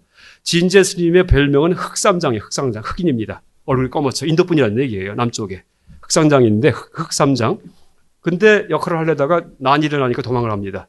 그래서 한참 피신을 하세요. 진제 스님이. 그러니까 번역을 못하고. 근데 급한 대로 번역을 하나 해요. 제일 처음에 번역한 게 열반경 본유 근무계론, 이걸 번역합니다. 그것도 지금 학문적으로 밝혀지지 않았어요. 왜 그것부터 했을까? 승랑 승전이 그걸 번역하다가는 멈췄기 때문이에요. 양무제가 그걸 알기 때문에 이 뜻이 뭔지 알기 위해서. 그래서 이제 열반경 본유 근무계론, 그게 남아 있습니다. 그래서 그걸 번역을 해가지고서 범랑이 승전한테 보여요. 스승한테. 그때 승전이 딱 보더니 이게 무슨 뜻이냐, 틀렸다 던져버립니다. 벌써 그 이전에 이 삼론 사상이 다 정리가 된 거예요. 그러니까 인도적인 분별의 교학이 들어오니까 다 쳐버립니다. 이제 그런 기록이 있고, 제 책에다가는 다 그러니까 원전 다 뒤져가지고 번역을 다 해놨습니다. 그래서 이제 그 후경의 난을 피해서 섭산으로 승려가 이제 피신하는데, 온 금릉의 스님들이 다 피신합니다. 어떤 기록이 있냐면은 인육을 먹었다는 얘기가 있어요. 굶어서. 너무나 이제 이 난이 심해가지고서 금릉에서 이제 사람들이. 근데 이제 보니까는 섭산 한 22km 떨어져 있기 때문에 군사가 들어오질 않죠. 다 도망갑니다.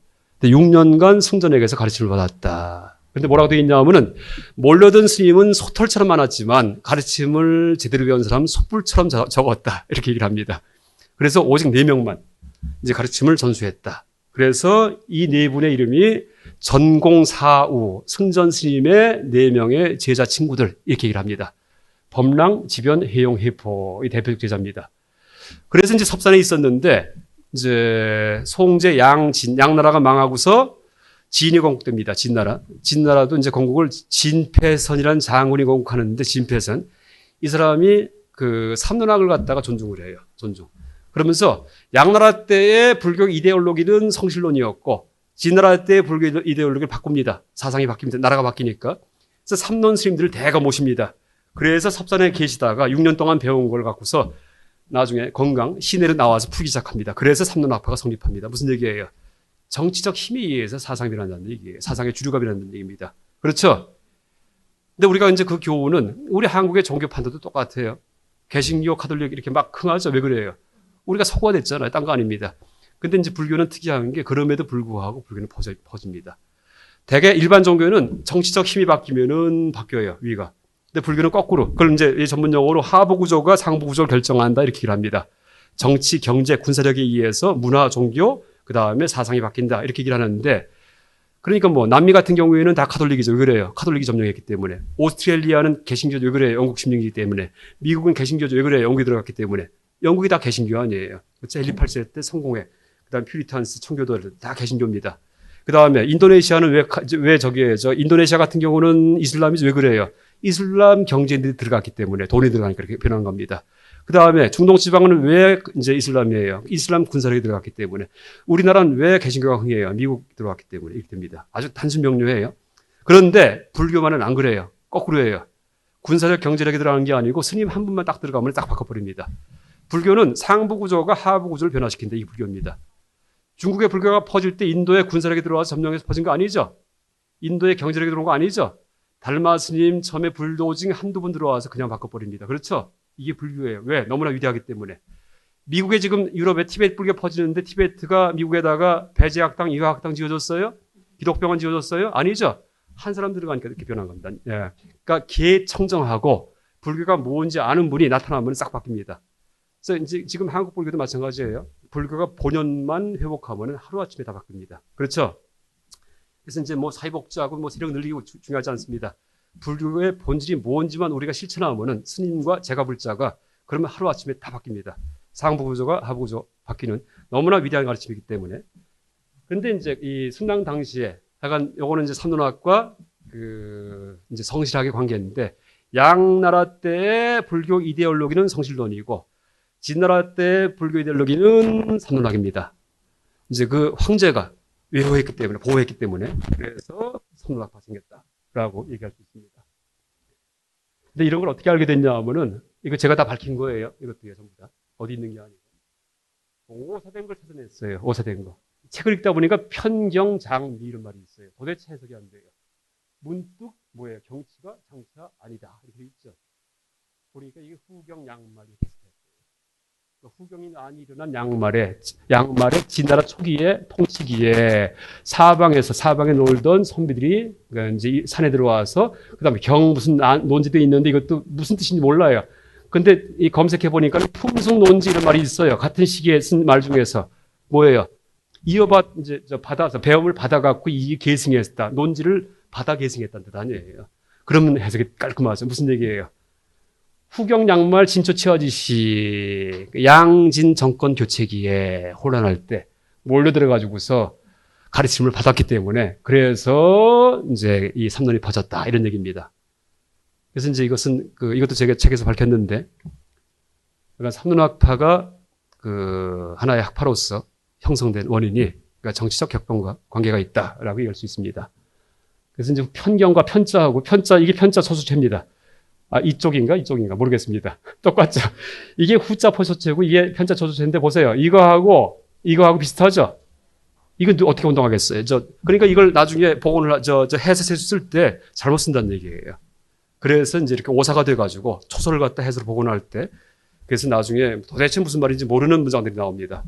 그래서 이제 현대 학자들의 역할은 이런 거 다 대조해가지고 복원해서 실제 무슨 일이 있었나라는 걸 다 규명하는 게 학문적인 역할이다라고 얘기할 수 있습니다.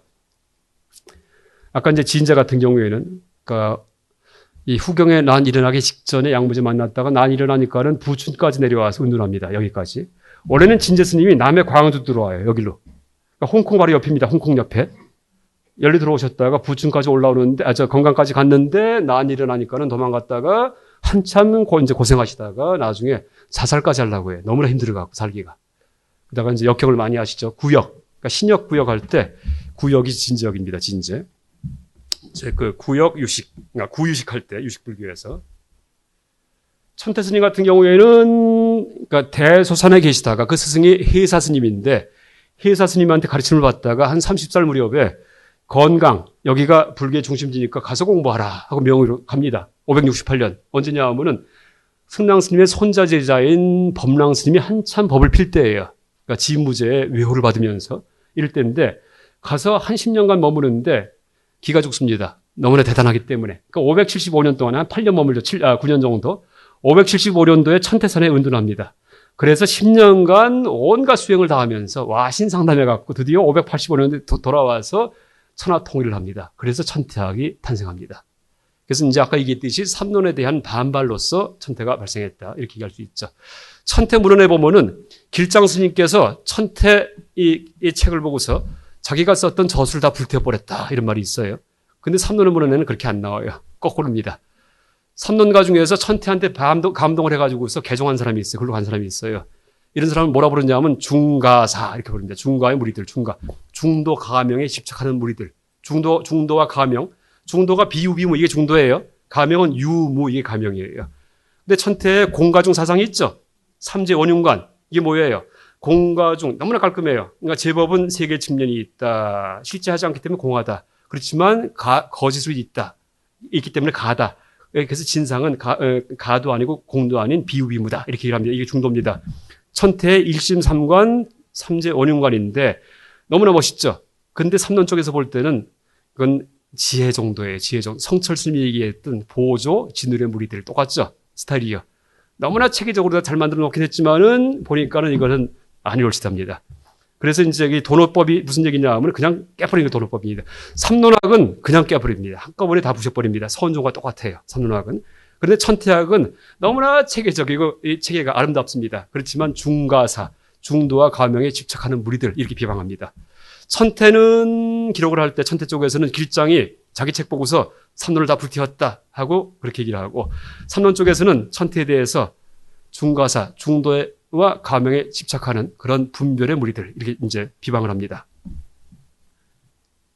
나 처음 하는 얘기입니다.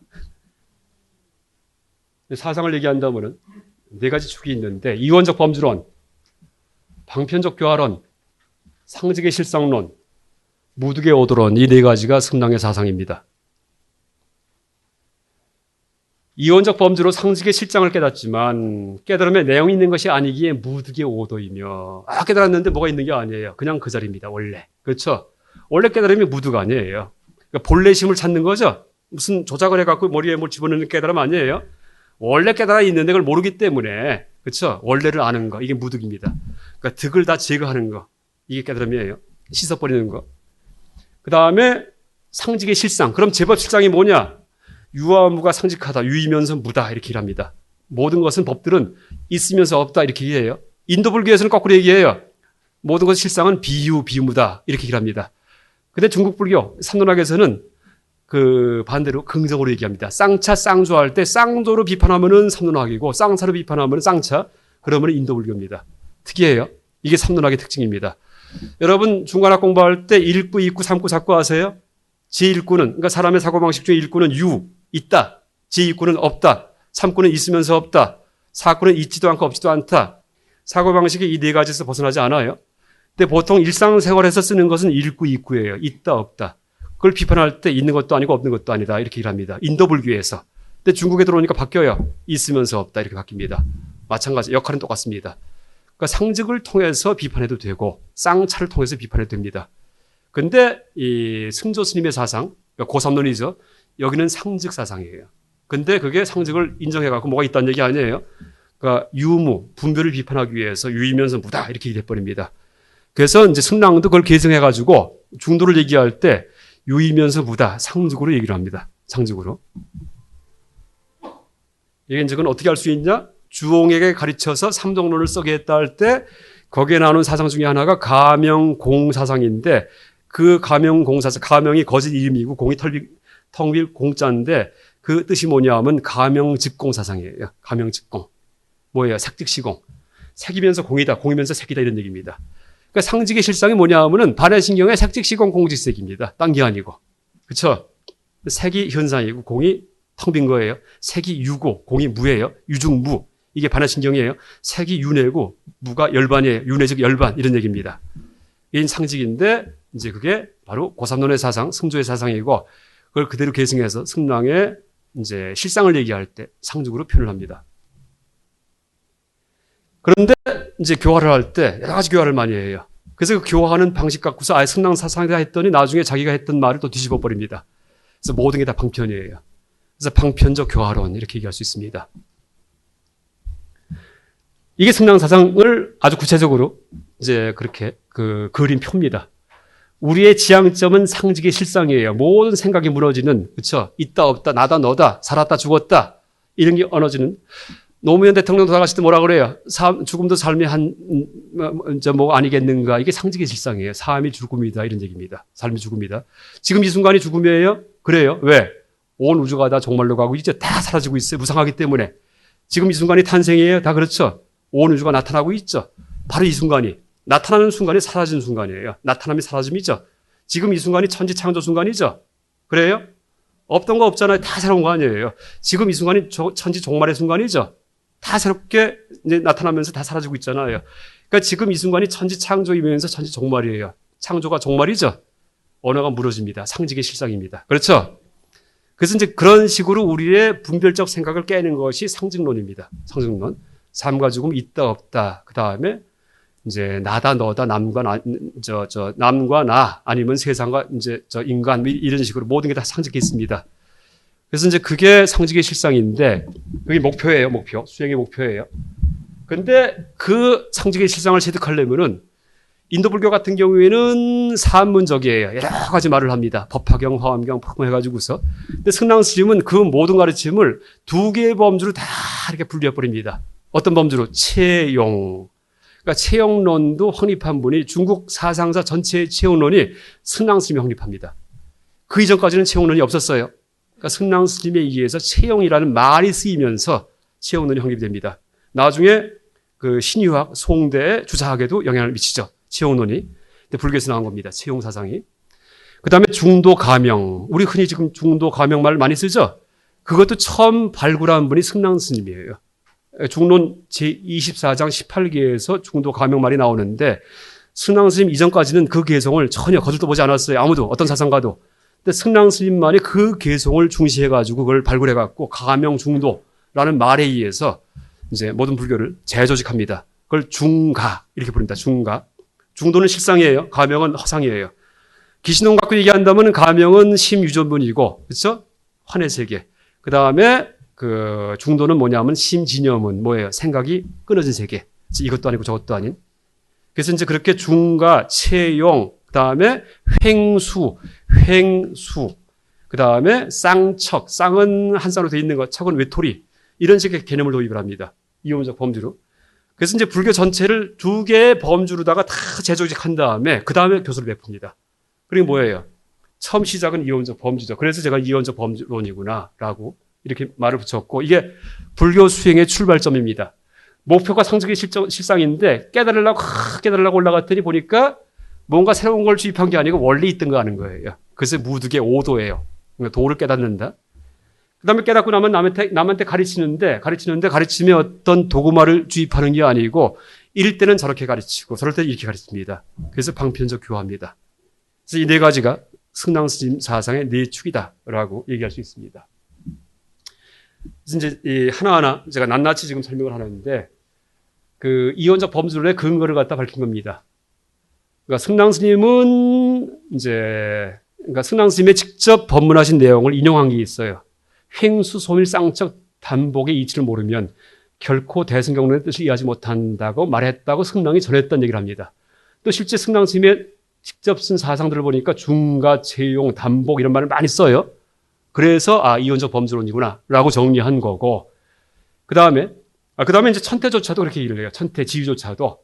그러니까 승랑은 이제 단복 등을 이용을 해가지고서 말을 했다. 단은 단수, 복은 복수입니다. 비유, 비무 이건 복이에요. 비유 하나만 얘기하면 단이에요. 단. 그러니까 이제 불생불멸할 때 불생만 얘기하든지 불멸만 얘기하면 단수입니다. 근데 불상불멸하면 복수입니다.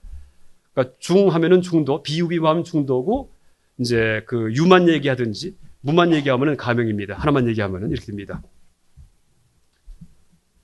그래서 이제 그 얘기를 뭐 채용, 그 다음에 그 소밀, 횡수, 단복 이런 식으로 두 개의 범주, 카테고리에 의해서 불교를 재조직했기 때문에 이원적 범주론이 승랑사상의 출발점이고, 두 번째가 방편적 교화론인데, 이제 이 근거는 그 진나라의 역사책입니다. 진나라의. 여러분 중국 역사책 전집의 이름이 뭐죠? 25사라고 들어보셨어요? 혹은 24사. 고대부터 천하라 때까지 역사를 갖다가 다 모아놓은 거예요. 25사. 불교학 공부할 때 25사 반드시 참조해야 됩니다. 근데 지금 25사가 다 데이터베이스가 돼가지고 검색하면 다 찾습니다. 그것만이 아니고 중국의 모든 문헌이 다 데이터베이스에 있습니다. 찾아보면은 이제 이 승랑 스님에 대해서 얘기한 내용을 찾을 수 있습니다.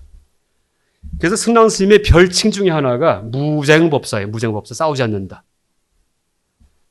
그러면서 이제 왜냐하면은 법랑은 손제자죠. 이분이 진무제에 보호를 받으면서 수도에 나와서 법을 피기 시작하는데 그 전까지 있었던 양나라의 학생들을 갖다 다 비판해요. 파사현정에 그래서 나오는 겁니다. 정권이 바뀌면서 앞의 사상을 공격하기 위해서 파사현정의 방법을 써요. 파사현정이 불교 용어예요. 삼론학에서 만든 말입니다. 삼론학. 그래서 이제 그 길장 스님 책에 보면은 파사현정, 삿된 것을 파해서 바른 것을 드러낸다라는 말이 도처에 나오는데 그게 법랑의 방식이에요. 법랑은 길장의 스승이죠. 스승. 근데 물론 그때 파사현정은 파사즉 현정입니다. 논파 자체가 발음을 드러내는 것이다. 이렇게 얘기를 합니다. 그런데 이제 그 이유는 정권이 바뀌었기 때문에 그렇게 가혹하게 막 공격적입니다. 공격적. 그러니까 이 스님이 정숭 혹은 고법사 이런 분이 법랑에 대해서 비판을 해요. 승랑 스님은 안 그랬는데 너는 왜 그러냐 이렇게 얘기를 합니다. 섭산대사께서는 무쟁자 전혀 싸우지 않고 남들에 대해서 다 포용을 했는데 왜 너는 그러느냐 이렇게 얘기를 합니다. 뭐예요? 파사현정의 가풍은 승랑가풍 아니라는 얘기예요. 승랑가풍은 무쟁의 가풍이에요. 무슨 얘기일까요? 원효의 화쟁입니다. 한국 불교의 특징이에요. 이거는요. 그렇죠? 고구려 불교도 마찬가지고. 그러니까 승랑도 무쟁가풍이고 원효도 화쟁가풍이고 원칙도 마찬가지예요. 이상해요. 똑같습니다. 지금도 마찬가지고. 그래서 이제 왜 그런가 하고 따져봤는데 아마 제 짐작에 산수의 완벽성 이렇게 이제 뭐냐면은 어디든지 우리나라는 산이 많기 때문에 배산이 임수입니다. 그러니까 중국 같은 데 가면 평지만 있든지 우물만 있고 강만 있든지 산만 있든지 이렇게 돼 있어요. 근데 한반도는 모든 게 다 갖춰져 있어요. 누구든지요. 그러니까 항상 완벽해야지만 살만해요. 땅만 평지만 있으면 못 살아요. 한국 사람들은요. 그게 몸에 배있기 때문에 모든 불교 사상도 하나만 추구하는 거 못합니다. 이것저것 다 합니다. 그러니까 어릴 때도 우리 애들 학원 보낼 때 어떻게 보내요? 속셈, 웅변, 그 다음에 영어, 회화 뭐 다 보내잖아요. 남이 뭐 한다면 가만히 못 놔두죠? 이게 뭐예요? 나쁜 거 아니에요? 천수천안 만드는 거예요. 천수천안. 그렇죠? 모든 거 다 보고 모든 거 다 합니다. 이게 불교적인 인간관이에요. 절에 주지스님들 보세요. 모든 거 다 하시잖아요. 못도 박다가는 전화 받다가 인터넷 홈페이지 관리하시다가는 그 다음에 차 몰고 나가서는 또 봉사하시고. 그렇죠? 특히 불자 보살님들 다 하시죠? 모든 거 다.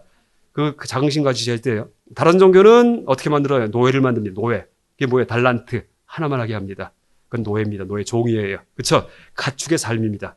그건 안 돼요. 그러니까 불교는 마르크스 얘기할게요. 마르크스가 가장 이상적인 인간상을 뭐라 불렀냐면 올라운드맨 이렇게 얘기했습니다. 올라운드맨. 모든 거 다 하는 사람.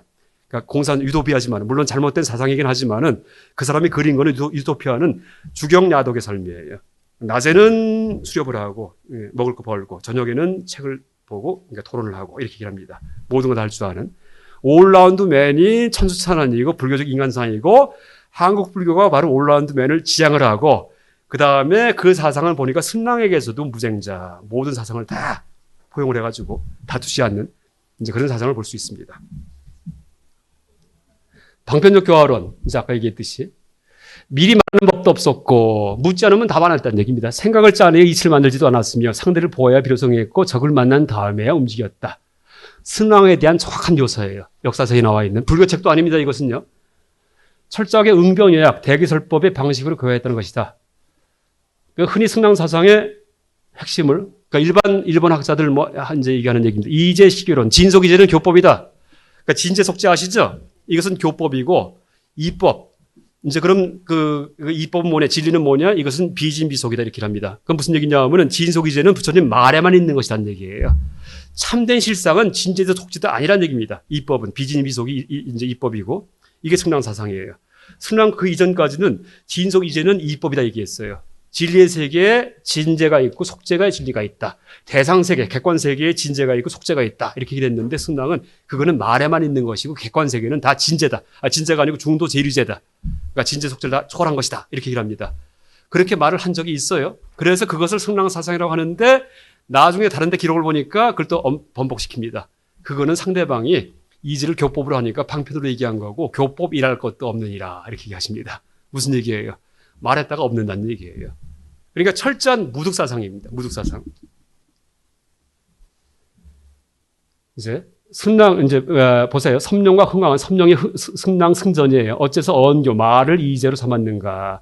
거기는 깊은 뜻이 있다. 이전까지 이법을 진리라고 생각했기 때문에 진재속재는 진리다 했기 때문에 상대방에 따라서 가설한 것이다 이런 얘기입니다. 방편가설. 그렇죠? 그래서 방편적 교화론이에요. 어떤 것도 승랑 사상이 아닙니다. 무득이다 해도 틀려요. 나중에 보면 무득도 무득한다 이렇게 얘기를 합니다.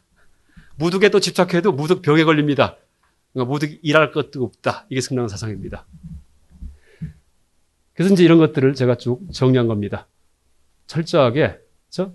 그 상대방에 따라서 치료해주기 위해서 그 가르침을 베푸는 그런 방식입니다. 그 다음에 이제 상직의 실상인데, 이게 이제 수행의 목표인데, 주홍의 삼종론의 사상 중에 세 가지가 이제 진속 이지에 대한 교리인데, 불공, 가명, 공가명, 가명공인데, 이 세 번째 것이 올바른 통설입니다. 가명, 직공이에요. 가명, 직공. 아까 얘기했죠. 색즉시 공 사상입니다. 뭐예요? 상직의 실상이에요. 그래서 이제 제법의 실상은 상직이다. 유아무가 상직한다. 그래서 있다 없다라는 생각이 들어가지 않는다. 왜? 겹쳐있기 때문에. 이런 얘기입니다. 그러니까 비록 공하지만 완전히 가명이고 비록 가명이지만 완전히 공이어서 공과 유가 무해하다. 이런 말이 나옵니다. 상직의 실상이죠. 그렇죠? 그러니까 모든 법은 가명인 유와 공인 무를 갖추고 있다. 유무상직이다. 이렇게 얘기를 합니다. 자, 여기까지 하고요. 그러니까 무득의 오도론인데 하여간 도초에서 승랑 스님의 사상을 얘기할 때 무의 무득이라는 말을 많이 씁니다. 그러니까 대승사륜 현익이 그 승랑 스님의 사상을 계승한 손자 제자의 저술 이름이 원래 이름은 무의 무득 대승사륜 현익이 이렇게 써 있습니다. 그 다음에 이 중도불성을 가르치긴 하지만은 이 중도불성도 비유비무를 추구하라 이런 얘기 하는 거 아니에요. 어떻게 나오냐면 상대방의 불성을 중생이다라고 얘기할 경우에는 중생이 아니다 이렇게 얘기를 합니다. 중생이 아님이 불성이다 이렇게 얘기를 하면 돼요. 상대방이 열애가 불성이다 하면은 열애가 아님이 불성이다 이렇게 얘기한답니다. 꼭 반대로 얘기하는 겁니다. 그래서 이제 여기 보세요. 진재를 부처의 정인 불성으로 삼으면 이쪽에서는 진재가 아님이 불성이다 이렇게 얘기를 합니다. 그렇다고 이걸 주장하는 게 아니에요. 네가 그따 얘기하면 난 이따 얘기한다 이런 얘기입니다. 그래서 상대의 말을 중화시키는 거. 그때 중도가 드러난다 이런 얘기예요. 뭐예요? 선문답의 방식이에요. 상대가 부처님이 무엇입니까? 하고서 자비 갖추신 분이 이렇게 상상해 물었는데 말은 똥막대기다 하고서 다 부셔버리죠. 그게 뭐예요? 엎어버리는 겁니다. 엎어버리면서 중도가 체득이 돼요. 중도의 개념을 이해시키는 게 아니고 상대한테 중도를 체득시켜요. 뭐예요? 생각을 떠나는 게 중도예요. 팔을 엎는 게, 팔을 엎어버리는 게 중도입니다. 중도는 팔을 엎는 거예요. 장기 둘 때 어떻게 하면 잘 둬요? 오래 두면 잘 두죠. 오래 연습하면은. 근데 진짜 이기려면 어떻게 해요? 팔을 엎어버리면 됩니다.